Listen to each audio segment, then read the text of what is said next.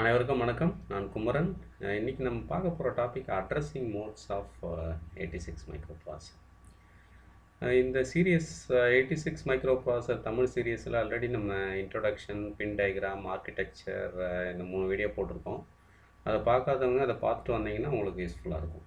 இன்றைக்கி நம்ம டாப்பிக்கை கண்டினியூ பண்ணி அட்ரஸிங் மோட்ஸ் அப்படின்னா என்ன, அதை எப்படிலாம் டிஃபைன் பண்ணலாம், என்னென்ன மெத்தட்ஸ்லாம் இருக்குது அப்படின்றத நம்ம வித் எக்ஸாம்பிள்ஸோட ஒவ்வொன்றா செக் பண்ணுவோம். இப்போ இந்த இமேஜ் பார்த்தீங்கன்னா ஒரு டெம்ப்டிங்காக இருக்குங்களே எல்லாருக்குமே. மோஸ்ட் ஆஃப் த பீப்புள் வந்து நம்ம லைக் பண்ணுவோம். பிரியாணி இல்லை பிரிஞ்சி ரைஸ் இந்த மாதிரி வெரைட்டி ரைஸ் நம்ம விரும்பி சாப்பிடுவோம். இதை ஒரு எக்ஸாம்பிளாக நான் அட்ரஸிங் மோடுக்கு எக்ஸ்பிளைன் பண்ணுறதுக்கு ஒரு எடுத்துக்கிறேன். இதில் வந்து நம்ம பார்ப்போம். இப்போ நம்ம எப்படிலாம் பிரியாணி கிடைக்கும் நமக்கு, என்னென்ன way we will get a biryani அப்படின்னா, இப்போ நம்ம வீட்டிலே செய்யலாம். நமக்கு தேவைக்கு ஏற்ற மாதிரி சண்டேஸில் ஃப்ரீ டைமில் நம்ம செய்வோம். அது ஒரு மெத்தட் இருக்குது. அப்படி இல்லைன்னா நம்ம ஹோட்டலில் போய் டைரெக்டாக போய் சாப்பிட்டு வரலாம். ஒரு அவுட்டிங் போகலாம், ஃபேமிலி அவுட்டிங், அப்போ சாப்பிட்டு வரலாம். அதுவும் இல்லைன்னா வீட்டில் இருக்கும்போதே நீங்கள் ஆன்லைனில் ஆர்டர் பண்ணலாம், வீட்டிலே வந்து டெலிவரி பண்ணுவாங்க. அப்புறம் இன்னொரு மெத்தட் வந்து ஃபேமிலி அண்ட் ஃப்ரெண்ட்ஸ் வந்து ஏதாவது ஃபங்க்ஷன் அப்படின்னா நமக்கு கிஃப்டாக பண்ணுவாங்க. அது ஒரு மெத்தடாக நம்ம கன்சிடர் பண்ணலாம். இல்லை கோயிலில் பிரசாதம் கொடுப்பாங்க, இதையும் ஒரு மெத்தடாக கூட நம்ம கன்சிடர் பண்ணலாம். இது இல்லாமல் நிறைய மெத்தட் இருக்கலாம். பட் நான் இந்த அட்ரஸிங் மோட் எக்ஸ்ப்ளனேஷனுக்கு இதெல்லாம் ஒரு மெத்தட்ஸை கன்சிடர் பண்ணுறேன். இப்போ நம்ம வீட்டில் செய்யும்போது சில அட்வான்டேஜ், டிஸ்அட்வான்டேஜ்லாம் இருக்குது. வீட்டிலனா நம்ம அட்வான்டேஜஸ்ன்னு பார்த்தீங்கன்னா எவ்வளோ குவான்டிட்டி, என்ன டைப் ஆஃப் செய்யணும் அப்படின்றதெல்லாம் நம்ம ஓனாக டிசைட் பண்ணிக்கலாம். பட் ஆனால் ஒன் ஆர் டூ தான் செய்ய முடியும். நம்ம வீட்டில் செய்யும்போது நார்மலாக ஏதாவது ஒரு வெரைட்டி தான் நம்ம பண்ணுவோம். இதுவே ஹோட்டல்லன்னு வச்சிங்களேன், we have variety of choices. நிறைய டிஃப்ரெண்ட் டைப்ஸ் ஆஃப் ஹோட்டல் இருக்குது. ஒவ்வொரு ஹோட்டல்லையும் வேறு வேறு வெரைட்டி இருக்குது. நம்மளுடைய டேஸ்ட்டுக்கு, பட்ஜெட்டுக்கு ஏற்ற மாதிரி will select some other.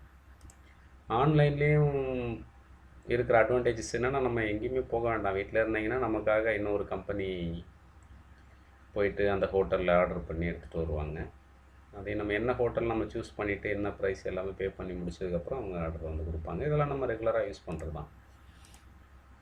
Family and friends நமக்கு கிஃப்ட் பண்ணும்போது டைரெக்டாக will take in to that.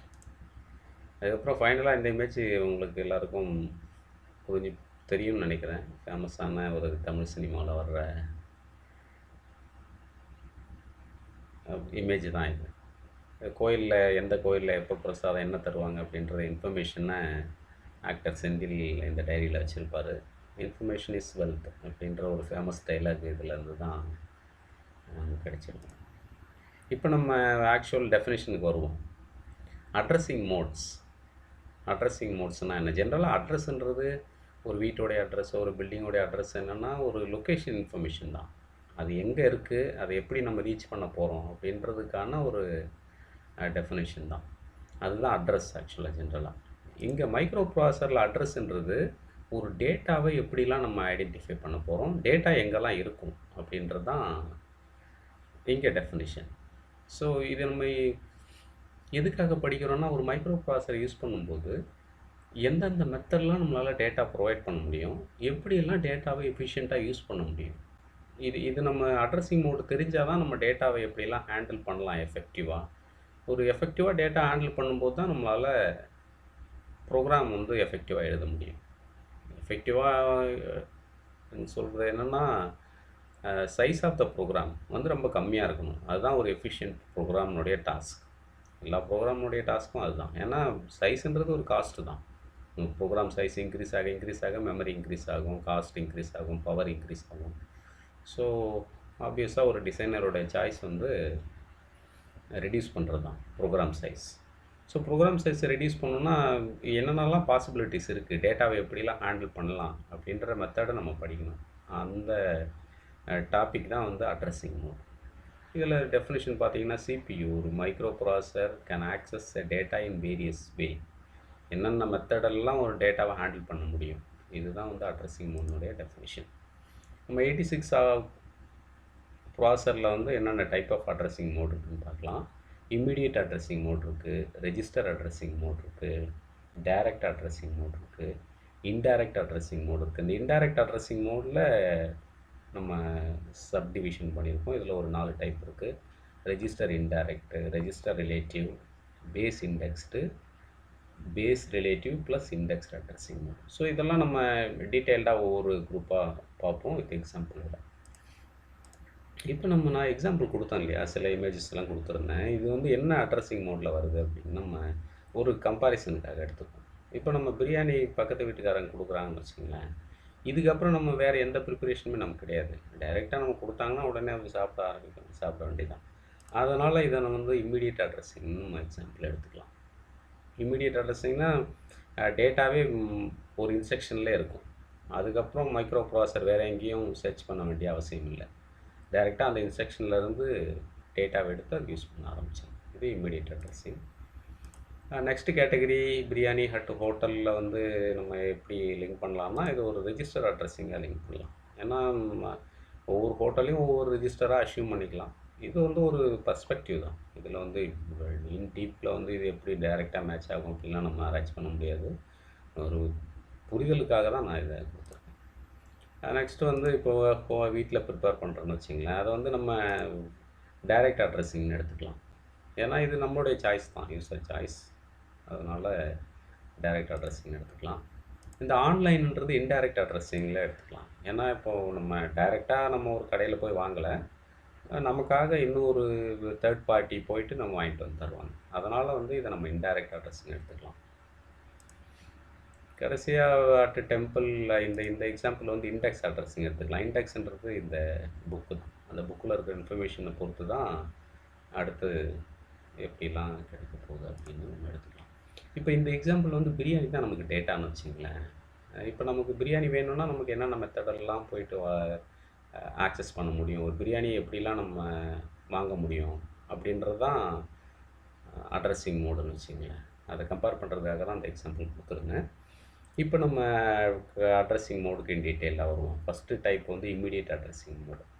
Immediate addressing மோடில் டேட்டா வந்து பார்ட் ஆஃப் இன்ஸ்ட்ரக்ஷன். ஒவ்வொரு இன்ஸ்ட்ரக்ஷன்லையுமே டேட்டா இருக்கும். அதனால் மைக்ரோ ப்ராசஸர் வந்து வேறு எங்கேயும் போய் சர்ச் பண்ணணும்னு அவசியம் இல்லை. இன்ஸ்ட்ரக்ஷன் எக்ஸிக்யூட் பண்ணும்போதே அடுத்த மெமரியில் டேட்டா இருக்கும். ஸோ அந்த டேட்டாவை it will take in to the instruction execution. So for example move dx 1000 H அப்படின்னா, இங்கே ஹச்ன்றது ஹெக்ஸாடெசிமல் நம்பர்.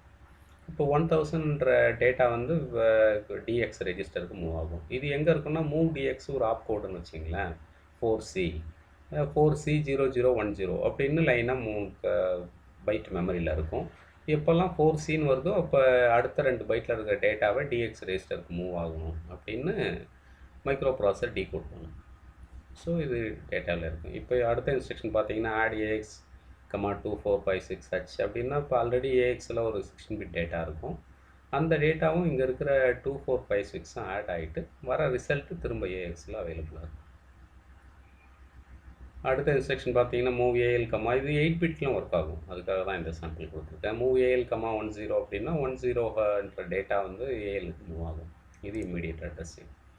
இப்போ நம்ம டேட்டா அட்ரஸிங் டிஹெச்டிஎல்ல இந்த இன்ஸ்ட்ரக்ஷன் எக்ஸிக்யூட் ஆனதுக்கப்புறம் இது எப்படி பாருங்கள், 1000 ஒவ்வொரு டிஜிட்டுமே 4 டிஜிட் பைனரி நம்பர் தான். ஸோ 1ன்றது 0001, ரிமைனிங் எல்லாமே 0. ஸோ டிஹெச்டிஎல் டிஎக்ஸ் இந்த ரெஜிஸ்டரில் இப்படி தான் ரெஜிஸ்டர் ஆகும். மூவ் ஏஎல் 10ன்றது ஏஎல் ஒரு 8 பிட் ரெஜிஸ்டர். அந்த 8 பிட் ரெஜிஸ்டரில் 10ன்றது 0001 0000 இந்த டேட்டா வந்து மூவ் ஆகும். இது இம்மிடியட் அட்ரஸிங்.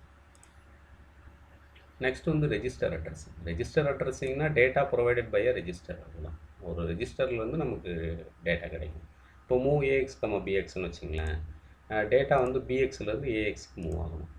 அதுதான் எக்ஸாம்பிள். ஃபார் எக்ஸாம்பிள் இப்போ ஏஎக்ஸில் வேறு ஏதோ ஒரு டேட்டா இருக்குது, ரெண்டமான டேட்டா இருக்குது. பட் இந்த இன்ஸ்ட்ரக்ஷன் எக்ஸிக்யூட் ஆனதுக்கப்புறம் பிஎக்ஸில் இருக்கிற 9CB8ன்ற டேட்டா ஏஎக்ஸ்க்கு மூவ் ஆகும். இப்போ ஆட் சிஎக்ஸ் டிஎக்ஸ் கூட ஒரு ரெஜிஸ்டர் அட்ரஸிங் தான். CX plus DX result on CX and flag register. இதுதான் ரெஜிஸ்டர் அட்ரஸிங்குடைய எக்ஸாம்பிள். இப்போ ரெஜிஸ்டர் அட்ரஸிங் எக்ஸாம்பிள் நம்ம மூவ் ஏஎல் பிஎல். ஏஎல் பிஎல்னா பிஎல்ல இருக்கிற கண்டென்ட் வந்து ஏஎலுக்கு மூவ் ஆகும். ஏஎக்ஸ் பிஎக்ஸ்னா பிஎக்ஸில் இருக்கிற டேட்டா ஏஎக்ஸ்க்கு மூவ் ஆகும். இதுதான் நம்ம இன்ஸ்ட்ரக்ஷன் சின்டாக்ஸு ஃபஸ்ட்டு இருக்குது டெஸ்டினேஷன், நெக்ஸ்ட் இருக்குது சோர்ஸ், சோர்ஸ்லேருந்து டெஸ்டினேஷன், அதுதான் ஃபார்மேட். இப்போ நம்ம டைரக்ட் அட்ரஸிங்க்கு வருவோம். டைரக்ட் அட்ரஸிங்கிறது என்னென்னா டேட்டா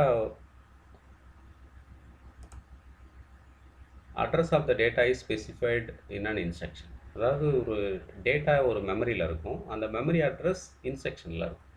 இதுதான் டைரக்ட் அட்ரஸிங். டைரெக்டாக ஒரு டேட்டாவுடைய அட்ரஸே நம்ம இன்ஸ்ட்ரக்ஷனில் எழுதியிருக்கோம். அதுதான் மூவ் ஏஎல் கமா 3000 ஹச். இப்போ இங்கே ஒரு ஸ்கொயர் ப்ராக்கெட் இருக்கும் இல்லையா, இதுதான் வந்து டைரக்ட் அட்ரஸாக இல்லை இமீடியட் அட்ரஸானு டிஃப்ரென்ஷியேட் பண்ணுறது. சப்போஸ் இந்த இன்ஸ்ட்ரக்ஷனில் நீங்கள் இந்த ஸ்கொயர் ப்ராக்கெட் எடுத்துட்டிங்கன்னா அது இமீடியட் அட்ரஸ். 3000 ஏஎக்ஸுக்கு மூவ் ஆகும். பட் இங்கே வந்து ஏஎல் கமா ஸ்கொயர் ப்ராக்கெட் 3000னா 3000ன்றது ஆஃப்செட் அட்ரஸ்.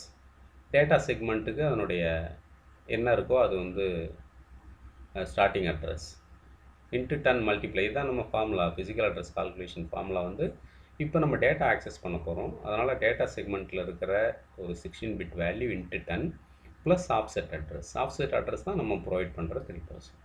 ஸோ இது ரெண்டையும் ஆட் பண்ணி இப்போது 1000 இன்ட்டு 10, 10,000 ப்ளஸ் 3000, 13,000. 13,000ல் இருக்கிற கரண்ட் டேட்டா வந்து ஏஎல்லுக்கு மூவ் ஆகும். இதுதான் டைரக்ட் அட்ரஸிங். இப்போ நம்ம அடுத்த கேட்டகரி வரும், இன்டைரக்ட் அட்ரஸிங். இன்டைரக்ட் அட்ரஸிங் என்னென்னா address given by a index or point register.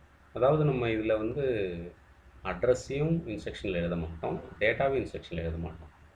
வேறு ஒரு ரெஜிஸ்டர் யூஸ் பண்ணுவோம், அந்த ரெஜிஸ்டர் வந்து அட்ரஸை ப்ரொவைட் பண்ணுவோம். ஃபார் எக்ஸாம்பிள் இப்போ move AX comma square bracket எஸ்ஐன்னு வச்சிங்களேன்.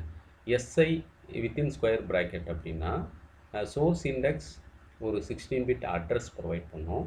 அந்த அட்ரஸில் இருக்கிற டேட்டா ஏஎக்ஸுக்கு மூவ் ஆகும். ஸோ எஸ்ஐன்றது ஒரு 5000 வச்சிங்களேன். 5000ல் இருக்கிற டேட்டா ஏஎல்லுக்கும் 5001ல் இருக்கிற டேட்டா ஏஹெச்சுக்கும் மூவ் ஆகும். இதுதான் இன்டைரக்ட்.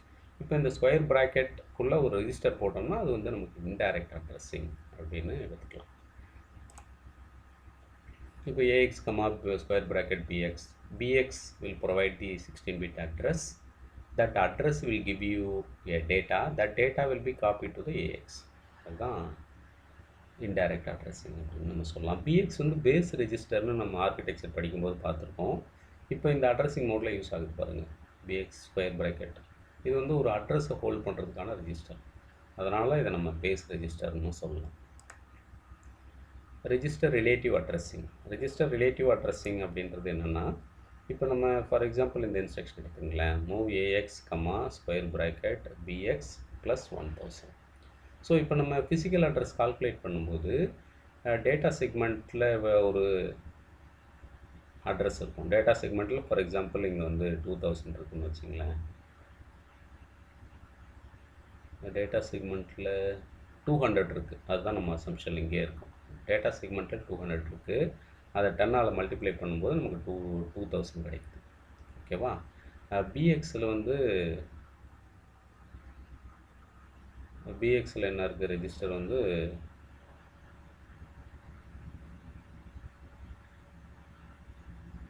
Px plus 1000. பிஎக்ஸில் வந்து 100 இருக்குங்க. 0100 இது வந்து பிஎக்ஸில் இருக்கிற டேட்டா. இப்போ நம்ம பிஎக்ஸ் ப்ளஸ் 1000, ஸோ 100 ப்ளஸ் 1000 1100 1100ன்றது இந்த ரெண்டையும் ஆட் பண்ணுறது பிஎக்ஸ் ப்ளஸ் 1000.